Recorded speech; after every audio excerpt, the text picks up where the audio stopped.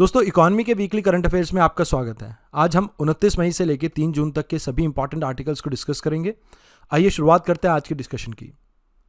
और यहाँ पे ये बताया जा रहा है कि जो एफडीआईज हैं इंडिया में इस साल कम आई हैं।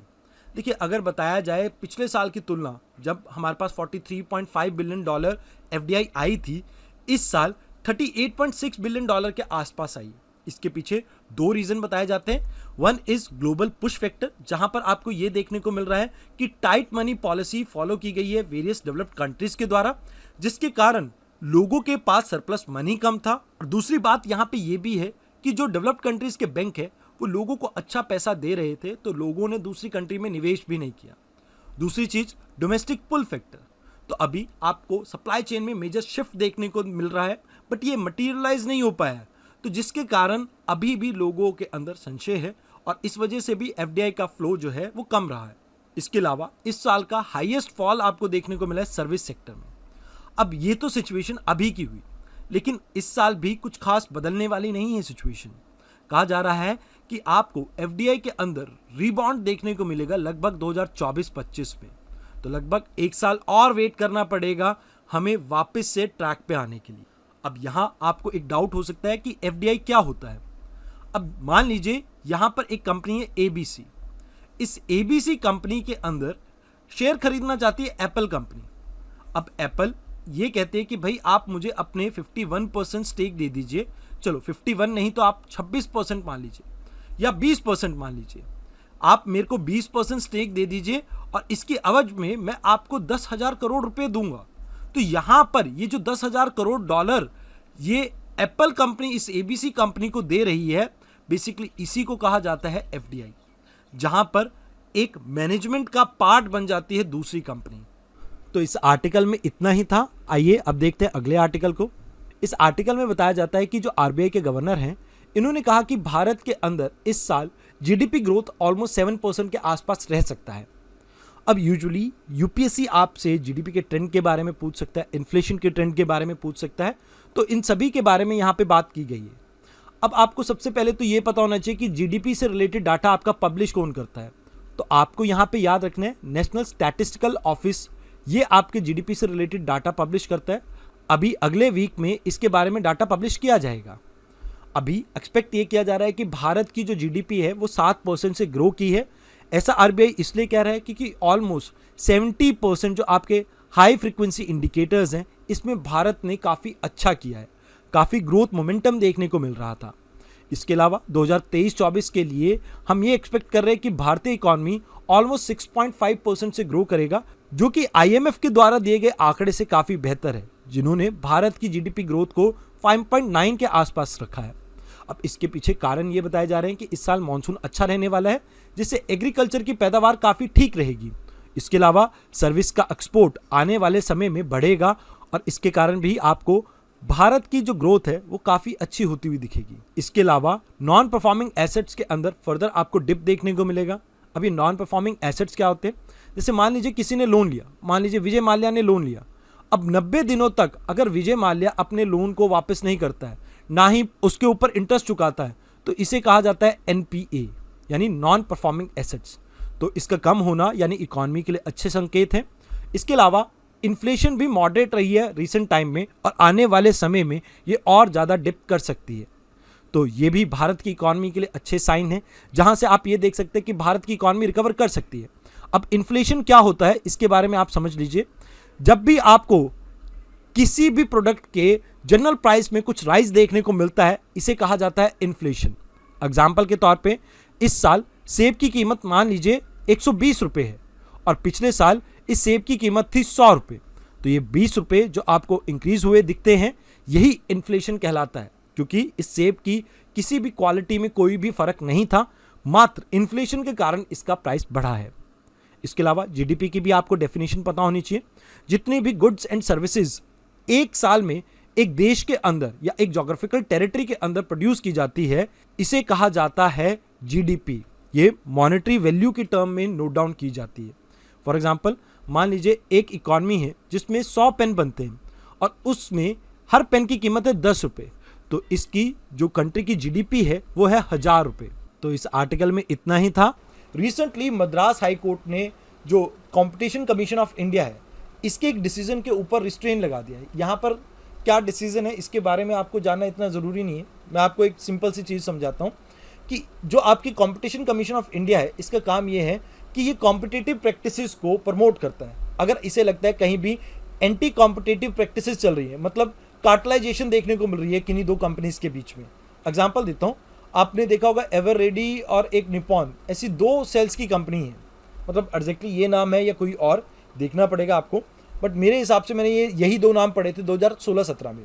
तो यहाँ पे ये दो कंपनी थी, ये क्या कर रही थी कि एक साथ मिलके प्राइस को डिसाइड करती थी। मतलब एक साथ इन्होंने एक कार्टेल बना लिया कि दोनों ही जैसे 10 रुपये में सेल बेचेंगे, ठीक है, मार्केट इतनी बड़ी है, हम दो ही जाइंट्स हैं, तो आधी आधी मार्केट का पैसा हमारे पास आएगा, अपने को कोई इशू नहीं है, हम आपस में इसको मिल बांट के खा लेंगे। तो इस तरह की चीज़ों को रोकने के लिए कॉम्पिटिशन कमीशन ऑफ इंडिया आपका बना था। अब ये एक स्टैट्यूटरी ऑर्गेनाइजेशन है जो कॉम्पिटिशन एक्ट 2002 के अंडर बनी है। ये राघवन जो कमेटी थी उसकी रिकमेंडेशन पे आपकी बनाई गई है। अब इसके बारे में आपको ये भी पता होना चाहिए कि ये क्वासी जुडिशियल बॉडी है, मतलब ये किसी को भी सम्मन कर सकती है कि भाई आप आओ मेरे पास सबूत जमा कीजिए, मतलब आप एफिडेविट दे के यहाँ पर सबूत भी जमा करवा सकते हैं। इसके अलावा आप किसी भी ऑफिस से कोई फाइल मंगानी हो आप सम्मन कर सकते हैं। और यहाँ पे आप जो प्रोसीजर एस्टैब्लिश किए गए हैं आपके वेरियस एक्ट्स के अंडर, आप उससे बाउंडेड नहीं है, आपको फॉलो करना प्रिंसिपल ऑफ नेचुरल जस्टिस को। तो यहाँ इन टोटल 7 मेंबर रहते हैं, एक चेयरपर्सन और 6 मेंबर। तो इस आर्टिकल में इतना ही आपके लिए जानना इंपॉर्टेंट था। आइए अब चलते हैं अगले आर्टिकल पे। अब यहाँ पे आपसे दो चीज़ों के बारे में बात की गई है, एक है TCS और दूसरा है TDS। इनको एक एक करके समझते हैं। देखिए TCS का मतलब क्या होता है। मान लीजिए ये राजू है, राजू ने आपको पता है एक चिट फंड में पैसा डाला था, लक्ष्मी चिट फंड में, और उसका पैसा 25 दिन में डबल होना था। अब मान लो ऐसा हो जाता है कि 25 दिन में उसका पैसा डबल हो गया, उसने 1 करोड़ डाला था, 1 करोड़ का 2 करोड़ हो गया। अब इस 2 करोड़ में एक के ऊपर तो उसने टैक्स भरा हुआ है पहले से, बट दूसरे के ऊपर उसने टैक्स नहीं भरा, और जब पैसा डबल होके आया तो इसने फिर से टैक्स नहीं भरा। अब होता क्या है कि राजू मार्केट में जाता है और जाके एक चमचमाती कार खरीदने की कोशिश करता है। अब इसके लिए ये कैश पेमेंट करता है। अब जैसे ये कैश पेमेंट करेगा तो यहाँ पर जो जिससे वो सामान खरीद रहा है वो जो सेलर है कुछ पैसे, यानी कि मान लो ये 50 लाख की गाड़ी थी तो इसमें से एक एक्स अमाउंट टैक्स के तौर पे यानी TCS के तौर पे यहाँ पे जमा कर लेगा, जिससे कि जब भी राजू ITR भरेगा, अपने टैक्स का ब्यौरा देगा, वहाँ पर क्लियर हो जाएगा कि इसके ऊपर इसने टैक्स भरा था या नहीं। अगर नहीं भरा होगा तो टैक्स और जो जमा कराना होगा वो पे करेगा, अगर भरा होगा पहले से तो यहाँ पर उसको कोई परेशानी नहीं होगी। अब दूसरी चीज़ है इस आर्टिकल में TDS यानी टैक्स डिडक्शन एट सोर्स या टैक्स डिडक्टेड एट सोर्स। अब इसे समझाने के लिए आप एक सैलरीड एम्प्लॉय का एग्जांपल लीजिए। मान लीजिए इसका नाम है गणेश। अब ये गणेश जो है इसकी सैलरी है 1 लाख रुपए। अब ये जो सैलरी है इसके ऊपर लोगों का टैक्स बनता है। तो मान लीजिए आपकी जो कंपनी है जिसके अंदर ये काम कर रहा है, मान लो ये काम कर रहा है XYZ कंपनी के अंडर, तो यहाँ पर ये XYZ कंपनी के जो मालिक हैं इसको पहले ही टैक्स काट के तनख्वाह देंगे। तो यहाँ पर आपकी जब सैलरी एक सर्टेन लिमिट से ऊपर जाती है तो आपका इनकम टैक्स करता है, और इसी को कहा जाता है TDS। अब आर्टिकल क्या था इसे समझते हैं। देखिए अभी गवर्नमेंट ने कहा कि भाई जो भी आप बाहर जाके पैसा खर्च कर रहे हैं, जैसे मान लीजिए आप दुबई ट्रिप पे गए, कहीं भी गए हैं, आप फॉरेन कार्ड से पेमेंट करते हैं तो उसके ऊपर गवर्नमेंट 20% टैक्स चार्ज करेगी। अब ये यहाँ पर तो चार्ज हो रहा है, बट मान लीजिए सेम चीज़ मेरी इनकम के ऊपर भी एप्लीकेबल होगी तो मेरे लिए परेशानी हो जाएगी, मतलब मुझे 2 बार टैक्स देना पड़ जाएगा एक सेम इनकम के लिए। तो यहाँ पर गवर्नमेंट कहते हैं कि भाई ऐसा ना हो, तो हम इन दोनों चीज़ों को आपस में लिंक करने की कोशिश कर रहे हैं ताकि लोगों को ज़्यादा परेशानी ना हो। ये आर्टिकल डील करता है अनएम्प्लॉयमेंट रेट से। तो सबसे पहले समझते हैं कि अनएम्प्लॉयमेंट रेट होता क्या है। जैसे मान लीजिए एक इकॉनमी है, उसमें 100 लोग हैं जो लेबर फोर्स में पार्टिसिपेट करना चाहते हैं, मतलब एक ऐसी एज ब्रैकेट में आते हैं ये जो 15 साल से लेके 65 साल की उम्र तक हो सकती है। कई कंट्रीज़ में ये 65 की जगह 59 भी होता है जो रिटायरमेंट एज होती है। तो जो मतलब आपके लेबर फोर्स में पार्टिसिपेट कर सकते हैं उन लोगों में से कितनों को रोज़गार नहीं मिल पा रहा है, ये अनएम्प्लॉयमेंट रेट होता है। मान लीजिए इन 100 में से 10 लोगों को एम्प्लॉयमेंट नहीं मिल पा रहा है तो यहाँ पर ये होगा 10%। तो ये आपको समझना था। अब हाल फिलहाल में भारत में आपको इस अनएम्प्लॉयमेंट रेट में कमी देखने को मिल रही है। ऐसा कहना है आपके नेशनल सैंपल सर्वे ऑफिस का। अब यहाँ पिछले साल की तुलना में लगभग 2 पॉइंट का आपको गिरावट देखने को मिली, 2% की। पिछले साल ये 8.2% के आसपास थी, और रीजन बीइंग कोविड की रिस्ट्रिक्शन लगी हुई थी, जिसकी वजह से इकॉनमी अच्छा परफॉर्म नहीं कर रही थी, और आपको रिवर्स माइग्रेशन यानी लोगों का वापस से अपने गांव में जाना दिखाई दे रहा था। तो इसके कारण अनएम्प्लॉयमेंट रेट काफ़ी तेज था। अभी के टाइम पे अगर हम बात करें तो ये 6.8% के आसपास है। आइए अब बात करते हैं अगले आर्टिकल की। Next important article is about FDI. अब एफडीआई के जो इन्फ्लो है इस साल हमें डिप करता हुआ दिखाई दे रहा है, लगभग 22% से। इस बार हमारा एफडीआई रहा है $46 बिलियन के आसपास। अब यहाँ ये रिपोर्ट जो है ये दी गई है आपके डीपीआईआईटी के द्वारा, यानी कि department for promotion of industry and internal trade. ये मिनिस्ट्री ऑफ कॉमर्स के अंडर आता है। अब इसका काम क्या है, ये प्रमोट करता है आपके इंटरनेशनल ट्रेड को, ये वेलफेयर ऑफ ट्रेडर्स के लिए वर्क करता है, और कहीं ना कहीं इंडिया के अंदर ईज ऑफ डूइंग बिजनेस को प्रमोट करता है। अब यहाँ पर इनकी रिपोर्ट के अकॉर्डिंगली ये डिप का कारण रहा है कि हमारे पास लो इनफ्लो देखने को मिला है कंप्यूटर हार्डवेयर और सॉफ्टवेयर में, साथ ही साथ ऑटोमोबाइल इंडस्ट्री में भी आपको इनफ्लो की कमी देखने को मिली। अब यहाँ एक चीज़ समझनी हमें ज़रूरी है कि एफडीआई होती क्या है। मान लीजिए एक कंपनी है एप्पल, ये कंपनी एप्पल किसी इंडिया की कंपनी के अंदर, यानी इस कंपनी का नाम है जैसे एबीसी, इसके अंदर इन्वेस्ट करना चाहती है, इसकी मैनेजमेंट का हिस्सेदारी बनना चाहती है, मतलब इसमें लॉन्ग लास्टिंग इंटरेस्ट को सीख कर रही है, इसको परचेज करना चाहती है, या इसके 10% या उससे ज़्यादा के शेयर को खरीदना चाहती है, तो इसे कहा जाता है एफडीआई। मतलब अगर ये एप्पल इस एबीसी कंपनी के कुछ शेयर खरीदती है जो कि 10% से ज़्यादा हो, या इसकी मैनेजमेंट के अंदर हिस्सेदारी ले रही हो, तो इसे कहा जाता है एफडीआई। ये हमेशा लॉन्ग टर्म रहती है, तो इसको आप ध्यान में रखना। अभी हाल फिलहाल में आप अगर देखें तो एफडीआई का इनफ्लो कम हुआ है, जिसके कारण भारत का बैलेंस ऑफ पेमेंट डेफिसिट की तरफ चला गया है। अब आपको बैलेंस ऑफ पेमेंट के बारे में अगर कोई आर्टिकल आएगा तो मैं उस समय बहुत डिटेल में समझाऊंगा कि बैलेंस ऑफ पेमेंट के क्या क्या पार्ट होते हैं, जैसे विजिबल और इनविजिबल पार्ट होते हैं, ऐसे ही करंट और कैपिटल अकाउंट होते हैं, तो इन सभी को समझाऊंगा, बट जब आपका कोई आर्टिकल आएगा तब। अभी के लिए आप इतना ही समझिए कि एफडीआई क्या होता है, और अभी हाल फिलहाल में इसमें डिप देखने को मिल रहा है। Next article is about China का जो हमारे यहाँ पर इंपोर्ट है वो बढ़ता जा रहा है। अब यहाँ भारत की तरफ से अगर देखा जाए तो चाइना के साथ लगभग $100 बिलियन का डेफिसिट हुआ है, और ये पहली बार है इस साल का। अगर बात की जाए बाकी ट्रेडिंग पार्टनर जो हमारे मेजर रहते हैं, यूरोपियन यूनियन और यूएसए, इनके साथ हमारा ट्रेड श्रिंक कर रहा है। यूरोपियन यूनियन के साथ हमारा ट्रेड 3.5% से श्रिंक किया है, और यूएसए के साथ 11.2% से श्रिंक किया है। इसके अलावा चाइना से हमारे मेजर इंपोर्ट्स में रहे एक्टिव फार्मास्यूटिकल इंग्रेडिएंट्स जो कि दवाइयाँ बनाने में काम आते हैं, इलेक्ट्रिकल एंड मैकेनिकल मशीनरीज, उसके अलावा ऑटो पार्ट्स। अगर अभी बात करें तो भारत और चाइना के बीच में लगभग $135 बिलियन की ट्रेड होती है। अब इस इंपोर्ट से हमारे लिए परेशानी ये है कि चाइना के साथ हमारे जो रिलेशन है वो अच्छे नहीं चल रहे हैं, और इस तरह से अगर हम चाइना के ऊपर इंपोर्ट के लिए डिपेंडेंट होंगे तो इससे हमारी इकॉनमी को भारी नुकसान हो सकता है। अभी आरबीआई की एक एनुअल रिपोर्ट पब्लिश हुई है, इसमें कहा गया है कि इंडिया एक ऑल्टरनेटिव ढूंढना चाहता है यूपीआई, एनईएफटी और आरटीजीएस का। अब ये जो सभी सिस्टम है ये लार्ज वॉल्यूम ऑफ ट्रांजैक्शन के लिए यूज़ किए जाते हैं। जैसे अगर मैं कहूँ कि मेरे को 1 लाख रुपए ट्रांसफ़र करना है तो इसके लिए ये सिस्टम यूज़ किया जाएगा। या आप ये देखिए कि इनमें आप बहुत सा हार्डवेयर और सॉफ्टवेयर को इस्तेमाल करते हैं, और इसमें कई बार आपके सर्वर भी डाउन हो जाते हैं। जैसे एग्जांपल देता हूँ, एक बार मैं कहीं जूस पीने गया था, तो हुआ ये कि मैं पेमेंट करने लगा और मेरा यूपीआई सर्वर जो था, बैंक सर्वर, वो डाउन हो गया। अब इसकी वजह से क्या हुआ कि मेरे को आधा घंटा वहाँ पर वेट करना पड़ा उस पर्सन को पैसे देने के लिए, क्योंकि मैं कैश कैरी नहीं करता हूँ। तो ये इस तरह का डाउन टाइम यहाँ पर देखने को मिल जाता है। अब ये जो सिस्टम है बहुत ज़्यादा कॉम्प्लेक्स है, क्योंकि बहुत ज़्यादा इसमें हार्डवेयर और सॉफ्टवेयर आपके इस्तेमाल होते हैं, तो इसी को थोड़ा हम दुरुस्त करना चाहते हैं। हम चाहते हैं कि एक लाइट वेट पेमेंट सिस्टम को हम जनरेट करें। अब इसका यूटिलाइजेशन क्या रहेगा, तो इसे आपको समझना होगा कि मान लीजिए किसी भी तरह की कोई इमरजेंसी आ जाती है, मान लीजिए हम चाइना के साथ वॉर पे जाते हैं, हमारा कम्युनिकेशन सैटेलाइट नहीं चल रहा है या कम्युनिकेशन सिस्टम नहीं चल रहा है, तो उस समय अगर हमें कोई पेमेंट करनी हो तो उसमें ये आपका सिस्टम मदद करेगा। या आप जैसे देखते हैं केदारनाथ जैसी कोई ट्रेजेडी हो जाती है, उस एरिया में नेटवर्क ही नहीं है, तो वहाँ पर किस तरह से मिनिमम स्टाफ के साथ आप कहीं भी किसी भी समय इसको ऑपरेट कर सकें, इसके ऊपर हमारा यहाँ पे फोकस है।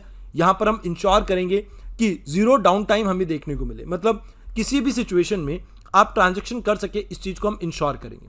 इसी वजह से कई बार इसे बंकर भी कहा जाता है, जो जैसे आपने बॉर्डर फिल्म में देखा होगा ना, जहां आप देखते हैं कि एक बंकर सा क्रिएट किया जाता है, तो वैसा ही एक बंकर यहां पे क्रिएट करने की कोशिश कर रहे हैं हम अपने मॉनेटरी सिस्टम में, ताकि इसे फ्यूचर रेडी कर सके कि किसी भी तरह की कोई इमरजेंसी आती है, एक्सीजेंसी आती है, तो उस सिचुएशन के लिए हम तैयार रहें। आइए अब बात करते हैं अगले आर्टिकल की। ई रूपी वर्थ 5.7 करोड़ इन सर्कुलेशन। अब आप सभी को पता है कि 1 दिसंबर 2022 को हमने अपनी सेंट्रल डिजिटल बैंक करेंसी को लॉन्च कर दिया था। अब इस करेंसी की सर्कुलेशन की बात की जाए तो किस किस चलन में है, तो 50 पैसे की फॉर्म में, 1 रुपए की फॉर्म में, 2 रुपए की फॉर्म में, 5, 10, 20 और 50 रुपए की फॉर्म में ये मिलती है। अभी लगभग 5 करोड़ 70 लाख रुपए आपकी सर्कुलेशन में। अब यहां आपको एक दो चीजें जो याद रखनी है वो ये है कि ये एक तरह की आपकी डिजिटल करेंसी है जो पेपर फॉर्म करेंसी की तरह ही है। मतलब जैसे आप क्रिप्टो करेंसी में देखते हैं ना कि जो लीगल टेंडर नहीं है, अभी ये सेंट्रल बैंक ने आपके इशू की है, तो ये आपका एक लीगल टेंडर है। तो पहली चीज आपको ये याद रखना है कि ये लीगल टेंडर है, सेम एज आपकी जो फिएट करेंसी है वैसी ही एक करेंसी है ये। मतलब आप इसे एक्सचेंज भी कर सकते हैं एक फॉर्म से दूसरी फॉर्म में। मतलब आप चाहें तो इससे गोल्ड खरीदना हो, सिल्वर खरीदना हो, या इसे नोट्स में ट्रांसफर करना हो, उससे भी आप इसे ट्रांसफर कर सकते हैं। इसके अंदर जो टेक्नोलॉजी यूज की गई है वो आपकी ब्लॉकचेन टेक्नोलॉजी है। बट क्योंकि जो आपकी बिटकॉइंस हैं ये भी एक ब्लॉकचेन टेक्नोलॉजी पे बेस्ड करेंसी है, बट ये पहली चीज लीगल टेंडर नहीं है, क्योंकि कोई भी आपका सेंट्रल बैंक इसे इशू नहीं कर रहा है, खासकर इंडिया का सेंट्रल बैंक इशू नहीं कर रहा है। और दूसरी बात जो आपको यहाँ पे याद रखनी है कि बिटकॉइंस जो हैं ये कौन इशू करता है, कहाँ पर सर्कुलेट होते हैं, इसके बारे में पता लगाना मुश्किल है, बट यहाँ पर आपकी ट्रांसपेरेंसी रहेगी इस करेंसी में। तो इसके बारे में आपको इतना ही जानना था। वैसे एक चीज़ आप ये भी याद रखना, भारत पहली ऐसी कंट्री नहीं है जिसने इस तरह की कोई डिजिटल करेंसी लॉन्च की हो। सॉवरेन के बारे में आप शायद जानते हो, मार्शल आइलैंड की एक करेंसी है, इसके बारे में आप थोड़ा ध्यान रखना, क्योंकि हो सकता है यूपीएससी आपसे कह दे एक स्टेटमेंट में कि इंडिया पहली ऐसी कंट्री है, तो ऐसा नहीं है। अभी आरबीआई ने अपनी एनुअल रिपोर्ट में ये प्रेडिक्ट किया कि जो फाइनेंशियल ईयर 2024 है इसमें भी भारत का ग्रोथ रेट काफ़ी अच्छा रहने वाला है। अब इसमें पॉजिटिव क्या है हमारे सामने कि इन्फ्लेशन जो है वो काफ़ी कम हो रही है। इसके साथ साथ हमारी मैक्रो इकोनॉमिक पॉलिसीज काफ़ी स्ट्रांग है, जिसकी वजह से आने वाले समय में भी हम अच्छा परफॉर्म करेंगे। इसके साथ साथ ग्लोबल लेवल पे जो सप्लाई चेन की रीअलाइनमेंट देखने को मिल रही है, इससे भी भारत को फायदा होगा। प्लस जो कमोडिटी प्राइस है वो भी अभी कम है, इसकी वजह से आप ये देखेंगे कि भारत की ग्रोथ रेट काफ़ी अच्छी रहेगी। लेकिन हमारे सामने दो मेजर चैलेंजेस भी हैं। ग्लोबल इकोनॉमी में स्लो डाउन देखने को मिल रहा है, खासकर अगर हम बात करते हैं मेजर इकोनॉमी जैसे यूरोपियन यूनियन और यूएसए। यहाँ पर पहले की तुलना में आपका जो ग्रोथ रेट है वो कम हो रहा है, लोगों की परचेजिंग पावर घट रही है, जिसके कारण आप ये देखेंगे कि इंडिया का जो एक्सपोर्ट है वो डिक्लाइन करेगा और इससे इंडियन इकोनॉमी के ऊपर भी हल्का फुल्का असर देखने को मिल सकता है। इसके अलावा जियोपॉलिटिकल टेंशन जैसे यूक्रेन वॉर और इसके अलावा चाइना और यूएसए के बीच में जो कोल्ड वॉर चल रहा है, इसके कारण आप देखेंगे कि जो कमोडिटी के प्राइस हैं वो वापस से राइज कर सकते हैं। इस आर्टिकल में दो टर्म यूज की गई हैं, एक आपकी ग्रॉस वैल्यू एडिड और दूसरा ग्रॉस डोमेस्टिक प्रोडक्ट। इन दोनों को हम समझते हैं क्या है ये। देखिए, अगर हम बात करें ग्रॉस वैल्यू एडेड की तो आप इसे इस तरह से समझिए, मान लीजिए 1 किलो गेहूं है मेरे पास जिसकी कीमत है 30 रुपये। अब इसका मैं आटा पिसवाता हूँ जिसकी कीमत हो जाती है लगभग 50 रुपये 1 किलो की। अब इसके बाद इसकी मैं चपाती बनाता हूँ। अब मान लीजिए 1 किलो आटे में 10 या 15 चपाती आपकी बन जाती है, हाइपोथेटिकली लेते हैं 10 चपाती बनती है। अब 10 चपाती 10 रुपये के हिसाब से बेची जाए तो लगभग 100 रुपये इसके बनेंगे। अब इन टोटल यहाँ पर अगर हम देखें, पहली कीमत हमने 30 रुपये जोड़ी, अब दूसरी में इनपुट कॉस्ट को आप रिमूव कर दीजिए, ये 30 रुपये हटा दीजिए, बाकी जो बचा आपका 20 रुपये उसे आप यहाँ पर नोट डाउन कर दीजिए। और तीसरी बारी में आप क्या करेंगे, जो चपाती है इसमें से ये जो इनपुट कॉस्ट है इन दोनों की, इनको निकाल दीजिए, बाकी जो बचा 50 रुपये आप यहाँ पे लिख देंगे। इन टोटल यहाँ पर देखा जाता है कि जीडीपी की वैल्यू कितनी है, 100 रुपये ही है। अब ये तो छोटी कैलकुलेशन है इसलिए ईजी रहता है कैलकुलेट करना, बट अगर इकोनॉमी की बात करें तो वहाँ पर हमारे पास बहुत से सेक्टर हैं, उसमें बहुत से प्रोडक्ट हैं, तो ये काफ़ी टफ भी रहता है। अब इसके साथ साथ अगर ग्रॉस डोमेस्टिक प्रोडक्ट की बात की जाए तो ये आप ये कह सकते हैं कितना गुड्स एंड सर्विसेज एक फाइनेंशियल ईयर में एक जोग्राफिकल एरिया में प्रोड्यूस होता है, उसकी मॉनेटरी वैल्यू को अगर हम सम अप कर दें तो ये आपका ग्रॉस डोमेस्टिक प्रोडक्ट बनता है। चाहे इसमें कोई फॉरेनर इंडिया में रह रहा हो उसकी भी इनकम इसमें जुड़ेगी। जैसे एग्जांपल देता हूँ, आईपीएल में अभी बहुत से खिलाड़ी खेलने आए होंगे, इन सभी को पैसे पे किए गए होंगे। अब पैसे जितने भी पे किए गए होंगे इसमें वो इंडिया की जीडीपी का पार्ट बनेगी, बिकॉज वो भी एक तरह की सर्विसेज ही हैं। अब यहाँ पे अगर आप देखें तो आप सिर्फ और सिर्फ गुड्स एंड सर्विसेज की फाइनल वैल्यू को इसमें काउंट में लेते हैं, यानी कि इस वीट से जब चपाती बन गई, मतलब गेहूं से चपाती बन गई, तो वो चपाती के जो 100 रुपये हैं वही इसमें ऐड किए जाते हैं। तो कई बार यहाँ पर इन दोनों में डेविएशन देखने को मिलता है, तो एग्जैक्ट वैल्यू जो है आपकी जीडीपी की, इसको कैलकुलेट करने में ये हेल्प करता है। Next article is about treatment worth 61,000 crore provide under PMJ, यानी प्रधानमंत्री जन आरोग्य योजना के अंडर लगभग सरकार ने 61,000 करोड़ रुपए का खर्चा किया। सबसे पहले इस स्कीम के बारे में जान लेते हैं, जिसे इंप्लीमेंट कर रही है आपकी नेशनल हेल्थ अथॉरिटी। इसमें हर गरीब वर्ग की फैमिली को 5 लाख रुपए तक की फैमिली हेल्थ इंश्योरेंस प्रोवाइड की जाएगी।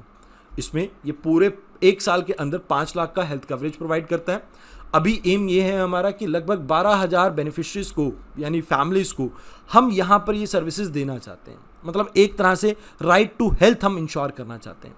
ये स्कीम इंप्लीमेंट हो रही है आपकी 33 स्टेट्स में और यूटीज़ पे, जिसमें दिल्ली, उड़ीसा और वेस्ट बंगाल इसमें पार्टिसिपेट नहीं कर रहे हैं। अब रिसेंट टाइम में 5 साल कंप्लीट हुए इस आपकी स्कीम को, तो इस वजह से इसके बारे में कुछ आउटकम दे रखे थे। अब क्या आउटकम है इनके बारे में एक एक करके हम समझते हैं। देखिए, सबसे पहली बात यहाँ पे ये बताया गया कि 49% जो कार्ड्स इशू किए गए हैं वो महिलाओं को इशू किए गए। इसके अलावा हॉस्पिटल्स में जो एडमिशन्स देखने को मिली उसमें भी 48% महिलाओं का ही नंबर देखने को मिला। इसके अलावा 1900 प्लस यहाँ पर प्रोसीजर 27 स्पेशलिस्ट विंग में हैं, जिसमें से सिर्फ 141 ऐसे हैं जो एक्सक्लूसिवली वुमेन के लिए हैं। इसके अंडर आपके 28,000 हॉस्पिटल इनरोल्ड हैं, जिसमें से 12,000 आपके प्राइवेट हैं।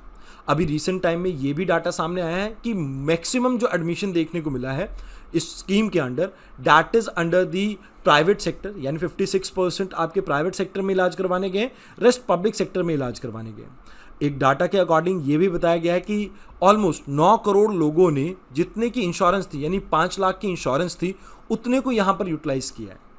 तो ये आपका इंपॉर्टेंट पॉइंट है जो आपको याद रखना है।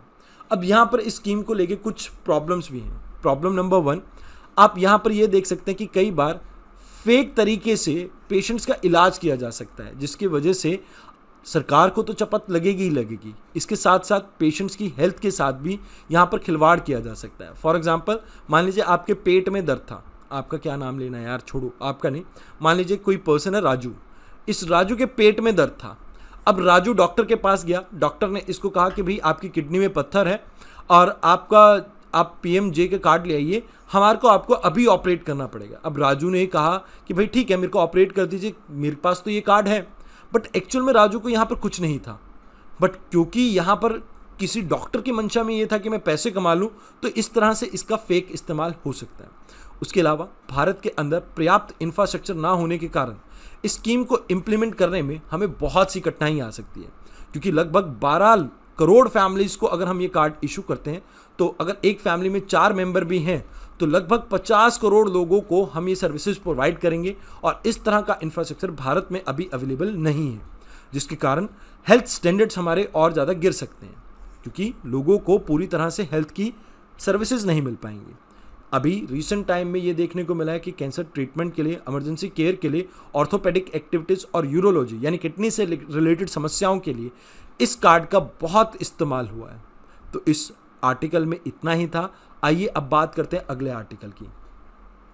अभी रिसेंटली ये एस्टिमेट लगाया गया है कि भारत की फाइनल क्वार्टर जो था आपका फाइनेंशियल ईयर 2022-23 का, इसमें 6.1% रही है, जिसके कारण अभी हमारी जो रिवाइज्ड जीडीपी है दैट इज अराउंड 7.2% से ग्रो करी है, वेयर एज जीवीए हमारा 7% से ग्रो किया है। ऑल्दो पिछले साल की तुलना जीवीए थोड़ा कम ग्रो किया है, बट जीडीपी में अच्छा खासा हमें नंबर देखने को मिल रहा है।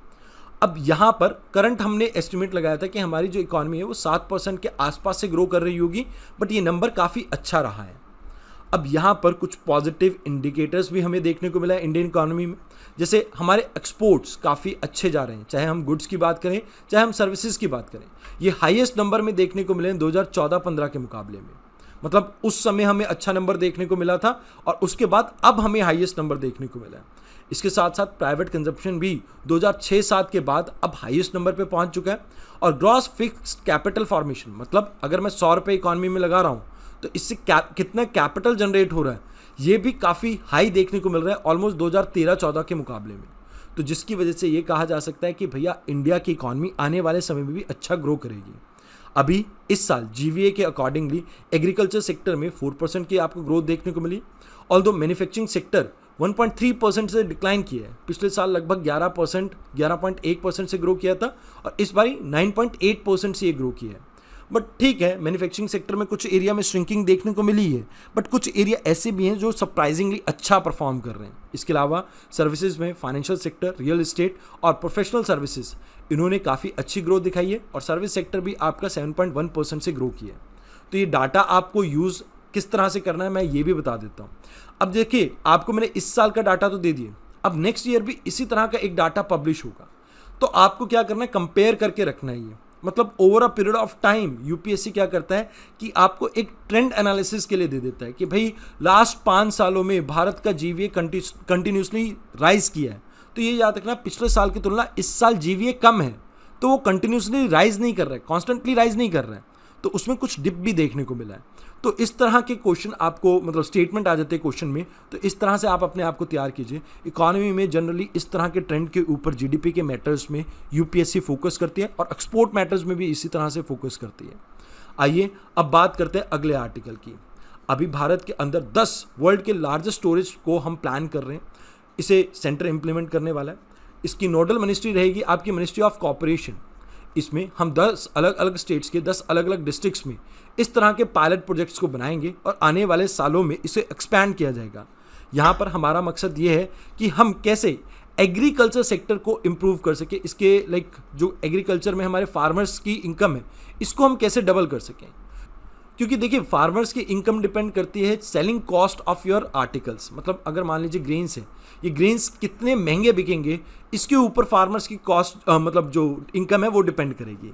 अब अगर ऐसा है तो यहाँ पर हम क्या कर रहे हैं कि जैसे मान लीजिए अभी वीट की मान लीजिए बम्पर प्रोडक्शन हुई, जिसकी वजह से वीट के प्राइसेस अच्छे नहीं है, तो यहाँ पर कोशिश हमारी ये रहेगी कि यहाँ पर फूड स्टोरेज, ग्रेन जो आपकी ग्रेन स्टोरेज है, यहाँ पे आके आप इन्हें स्टोर कर लीजिए, जब अच्छे दाम आपको मार्केट में मिले तब आप इन्हें बेच लीजिए। तो ऐसा फोकस रहने वाला है यहाँ पे।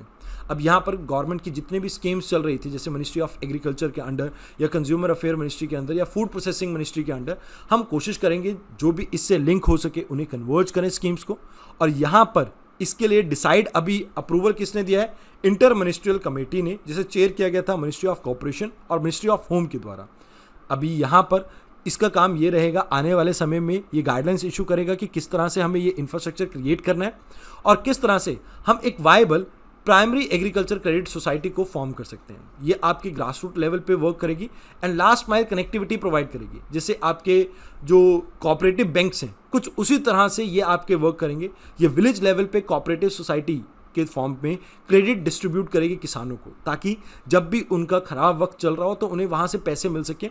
यहाँ पर जैसे मान लीजिए इन्होंने ग्रेन को यहाँ पर स्टोर किया है, अब कुछ टाइम के लिए इन ग्रेन के एवज में उन्हें मनी चाहिए नई क्रॉप को उगाने के लिए, तो पैसा उन्हें यहाँ पर प्रोवाइड किया जा सकता है। इसके अंडर यहाँ पर हम वर्ल्ड क्लास फैसिलिटी प्रोवाइड करेंगे, तो आने वाले समय में भारत की जो फूड सिक्योरिटी को लेकर प्रॉब्लम है, उस फूड सिक्योरिटी की प्रॉब्लम को भी हम सॉल्व कर पाएंगे। क्यों? अब देखिए, आपके घर में जो रेफ्रिजरेटर होता है, अब आप क्या करते हैं, उसमें एक हफ्ते की जो सब्जी है ला के स्टोर कर लेते हैं और वो ज़्यादा ख़राब भी नहीं होती है। क्यों? क्योंकि यहाँ पर उसे एक एटमॉस्फेयर या एक ऐसा इन्वायरमेंट मिलता है जिसके कारण उसकी जो डिकम्पोजिशन है वो स्लो हो जाती है। तो ऐसे ही कुछ इन्वायरमेंट यहाँ पर ग्रेन्स को हम प्रोवाइड करने की कोशिश करेंगे, ताकि इनके वेस्टेज को भी हम कम कर सकें और भारत की फूड सिक्योरिटी को इम्प्रूव करके हम भारत के एक्सपोर्ट्स को भी इम्प्रूव कर सकें, क्योंकि जो सरप्लस होगा तो उसे हम बाहर भी बेच पाएंगे। यहाँ पर आपसे हम बात करेंगे कुछ इंपॉर्टेंट चीज़ों के बारे में, जैसे फिस्कल डेफिसिट क्या होता है, रेवेन्यू डेफिसिट क्या होता है और इफेक्टिव रेवेन्यू डेफिसिट क्या होता है। इन तीनों के बारे में अभी रिसेंटली डाटा पब्लिश किया controller general of audit estimate ने। अब यहाँ इन्होंने कहा है कि भाई जो हमारा फिस्कल डेफिसिट है, हमने एक्सपेक्ट किया था कि 6.71% के आसपास रहेगा, बट ये घट के मतलब जो अभी डाटा सामने आया है ये लगभग 6.4% रहा है हमारी जीडीपी का। मतलब फाइनेंशियल ईयर 2022 में ये पहले की तुलना जितना हमने एस्टिमेट किया था उससे कम रहा है। इसके अलावा रेवेन्यू डेफिसिट आपका रहा है 3.9% के आसपास जीडीपी का। इफेक्टिव रेवेन्यू डेफिसिट 2.8% के आसपास रहा है जीडीपी का। अब यहाँ पर आपको 3 चीज़ों के बारे में समझना होगा। पहला, रेवेन्यू डेफिसिट। देखिए, रेवेन्यू डेफिसिट को मैं आपको इस तरह से समझाऊंगा, जैसे रेवेन्यू इनकम क्या होती है। देखिए रेवेन्यू इनकम वो होती है जहाँ पर आप अपने एसेट्स को बेच नहीं रहे हैं। जैसे मान लीजिए मैं कोई टैक्स कलेक्ट कर रहा हूँ, टैक्स चाहे वो इनडायरेक्ट हो चाहे डायरेक्ट टैक्स हो, ये दोनों ही इसके अंडर आ जाएंगे। तो यहाँ से जो मेरी इनकम आ रही है इसे कहा जाएगा रेवेन्यू रिसिप्ट। जो टोटल आपके रेवेन्यू रिसिप्ट है इसमें से कितना टोटल रेवेन्यू एक्सपेंडिचर रहा है, इसको जब हम माइनस करते हैं, अगर जवाब आपका नेगेटिव में आता है तो मतलब ये आपका रेवेन्यू डेफिसिट है। इसके बाद इफेक्टिव रेवेन्यू डेफिसिट क्या होता है? अब देखिए रेवेन्यू डेफिसिट के बाद मतलब जो आपने ये निकाला है, इसके बाद आप ये देखते हैं कि इसमें आपने कुछ ऐसे पैसे ग्रांट किए थे स्टेट गवर्नमेंट को या किसी को भी जिससे कैपिटल एसेट फॉर्म हो रहा हो। मतलब कोई ऐसा एसेट, जैसे कोई मान लीजिए कोई कंपनी स्टार्ट की गई है जिसमें फ्यूचर में आपको पैसा मिलेगा, या आपने कोई ऐसा प्रोजेक्ट स्टार्ट किया जिससे आपको फ्यूचर में पैसा मिलेगा, जैसे हाईवे बनाना, उससे टोल से आपको पैसा आएगा। तो यहाँ पर ऐसे जो आपको कैपिटल एसेट आपने क्रिएट किए हैं, इसके लिए कोई ग्रांट देते हो, उसको माइनस कर देते हैं, तो इससे इफेक्टिव रेवेन्यू डेफिसिट निकलता है, जो कि इस साल 2.8% के आसपास रहा है। इसके अलावा अगर फिस्कल डेफिसिट की बात करें तो कितना हमारे इकॉनमी में पैसा आया और कितना हमने खर्च किया, अगर इसका जो टोटल है वो नेगेटिव में आता है तो दैट इज फिस्कल डेफिसिट। पहले हम बात करते हैं जीएसटी के बारे में। देखिए समझिए जीएसटी है क्या, फिर हम आर्टिकल के कंटेक्स्ट के ऊपर आएंगे। देखिए गुड्स एंड सर्विसेज टैक्स को हम जीएसटी कहते हैं। अब इसके मेजर फीचर्स में आप एक बात याद रखना कि ये सप्लाई साइड पे एप्लीकेबल रहता है। पहले क्या होता था भारत में कि जहां भी मैन्युफैक्चरिंग होती थी वहां पर इसे कलेक्ट किया जाता था। अब ये कहां पर होता है, जहां पर सप्लाई की जा रही है गुड्स और सर्विसेज की, वहां पर एप्लीकेबल रहता है। ये एक तरह का आपका डेस्टिनेशन बेस्ड टैक्स है। डेस्टिनेशन बेस्ड टैक्स को मैं एक एग्जांपल से आपको समझाना चाहूंगा। मान लीजिए एक कार है जो गुजरात में बनी है और ये आगे चलकर बिक रही है जैसे बिहार में, यूपी में, ऐसे एरिया में, तो यहां पर ये टैक्स कलेक्ट होगा बिहार और यूपी में। तीसरा इंपॉर्टेंट पॉइंट, ये एक तरह का ड्यूअल जीएसटी है। मतलब ये ड्यूअल जीएसटी का मतलब क्या होता है? देखिए ये आपका सेंटर भी कलेक्ट करता है और स्टेट भी कलेक्ट करता है। मतलब एक सीजीएसटी है दैट इज सेंट्रल जीएसटी, एक है आपका SGST that is state GST. इसके अलावा जो इंटर स्टेट आपके ट्रेड रहते हैं उनके ऊपर एप्लीकेबल रहता है इंटर स्टेट जीएसटी, यानी कि integrated goods and services tax, जिसे आईजीएसटी के नाम से भी आप जानते हैं। अब यहां एक चीज आप याद रखना कि जो भी ये टैक्स रहते हैं इनको जो डिसाइड किया जाता है वो म्यूचुअल बेसिस पे किया जाता है। मतलब जितने भी आपके सीजीएसटी है, एसजीएसटी है या आईजीएसटी है, यहां पर स्टेट और सेंटर मिलके इसको डिसाइड करते हैं। इस जीएसटी के तहत एक आपकी काउंसिल भी बनती है जो कि एक कॉन्स्टिट्यूशनल बॉडी है। अब यहां आप समझिए कि कॉन्स्टिट्यूशन में हमने 101 अमेंडमेंट के साथ, यानी 101st अमेंडमेंट एक्ट के साथ हमने 2016 में इसको ऐड किया था, जिसके बाद सेंट्रल जीएसटी में आपके excise duty, service tax, state GST में आपके वैट, लग्जरी टैक्स, ये सभी इंक्लूड हो गए थे। अब ये जो आपको जीएसटी काउंसिल के बारे में बताया तो इसके बारे में आर्टिकल भी बता देता हूं। आर्टिकल 279A, इसके तहत ये काउंसिल बनाई जाती है जिसको चेयर करते हैं आपके यूनियन फाइनेंस मिनिस्टर, और इसमें स्टेट की तरफ से भी मेंबर नॉमिनेट किए जाते हैं। इसमें सेंटर का वोटिंग शेयर रहता है 1/3, वेयर एज स्टेट का शेयर रहता है 2/3। इसमें जो भी डिसीजन लिए जाते हैं काउंसिल में वो ऑलमोस्ट 3/4 की मेजॉरिटी से लिए जाते हैं। अब आइए बात करते हैं इस आर्टिकल के कंटेक्स्ट की। तो यहां पर अभी हमें देखने को मिला है कि 11.5% से मई मंथ में आपकी जीएसटी कलेक्शन बढ़ी है। ऑल्दो पिछले महीने की तुलना में ये कम है, जहां पर पिछले मंथ में हमने 1.8 लाख करोड़ की कलेक्शन की थी, वहां पर अब ये थोड़ी स्लो हो रही है। इसके अलावा डोमेस्टिक ट्रांजैक्शन में थोड़ा इजाफा देखने को मिला है, लगभग 11% का। इसके साथ साथ जो आपके इंपोर्ट टैक्स हैं इसमें भी बढ़ोतरी देखने को मिली है इस बार। अब कुछ चैलेंजेस हैं जो हमारे सामने, अभी कुछ ऐसी ड्राइव्स चल रही हैं जहां पर इनडायरेक्ट टैक्सेस की इन्वेजन को रोकने की कोशिश की जा रही है, तो इसकी वजह से हो सकता है जीएसटी कलेक्शन में अगले महीनों में कुछ कमी देखने को मिले। और उसके अलावा जो 2000 के नोट सितंबर मंथ में बंद हो जाएंगे, इसके कारण भी थोड़ा कंजम्पशन में आपके पैटर्न में चेंज आएगा, जहां पर 2000 की करेंसी को यूज किया जाएगा। तो इस वजह से भी हो सकता है कि जीएसटी कलेक्शन में थोड़ी कमी रहे। इस बार जो ग्रोथ देखने को मिली है आपको मेजर देखने को मिली है मिजोरम में, अरुणाचल प्रदेश में, जहां पर 40+ आपको ग्रोथ देखने को मिली है, वेयर एज 25% के आसपास आपको दिल्ली में, और बाकी मेघालय और मध्य प्रदेश में भी आपको जीएसटी कलेक्शन में काफी इजाफा देखने को मिला है। अभी रिसेंटली मई मंथ की परचेजिंग मैनेजर इंडेक्स को रिलीज किया गया है, जो कि 31 महीने के पिछले सबसे हाईएस्ट पॉइंट पे रिकॉर्ड किया गया। यहां पर इसका स्कोर रहा है 58.7%। अब यहां आपको समझना होगा कि ये परचेजिंग मैनेजर इंडेक्स क्या होता है। देखिए इसमें 0 से लेके 100 तक रेटिंग दी जाती है, जहां पर 0 to 49 आपका बताता है कि कोई इकॉनमी श्रिंक कर रही है, वेयर एज 50 बताता है कि इकॉनमी आपकी जैसी थी वैसी ही रहेगी। 51 से लेके 100 तक ये बताया जाता है कि इकॉनमी एक्सपैंड कर रही है। तो यहां पर भारत के लिए ये एक अच्छी खबर है, जहां पर पिछले 23 महीने से ये कंसेक्यूटिवली आपका 50 प्लस रहा है, जिसका मतलब ये है कि इंडियन इकॉनमी अभी एक्सपैंड कर रही है। अब यहां पर ये एक चीज ये भी दिखा रहा है कि इंडियन इकॉनमी का जो माहौल है कोविड-19 के बाद रिवाइव कर रहा है और अच्छा इकॉनमी का इन्वायरमेंट यहां पर देखने को मिल रहा है। इसके साथ साथ यहां पर यह भी बताया जाता है कि इंडिया का जो एक्सपोर्ट है वो भी लगभग 6 महीने में सबसे हाईएस्ट पीक पे पहुंच चुका है। लगभग 400 फर्म ने ऐसा भी किया है कि अपने सेलिंग प्राइस को इन्होंने इंक्रीज कर दिया था इस साल के हाईएस्ट पे, बट स्टिल जो आपका ओवरऑल इकॉनमी का मोड है या मूड है वो काफ़ी अच्छा है। अब इस इंडेक्स को आपका कैलकुलेट कौन करता है, तो S&P, मतलब यहाँ पर आप एक तरह से ये कह सकते हैं कि सर्वे कंडक्ट करा जाता है अलग अलग बिजनेसेस के मैनेजर्स के साथ और वो बताते हैं कि वो इकॉनमी के बारे में क्या सोच रहे हैं। Next article is about insurance policy, यानी बीमा वाहक के बारे में हम बात करेंगे आज। जब से ये आपकी बीमा विस्तार योजना आई है तब से ये काफ़ी न्यूज़ में है, तो इसके बारे में एक आर्टिकल पब्लिश हुआ था द हिंदू में। तो देख लेते हैं यहाँ पर क्या क्या हमारे को क्लैरिफिकेशन मिलती है इस बीमा वाहक के बारे में।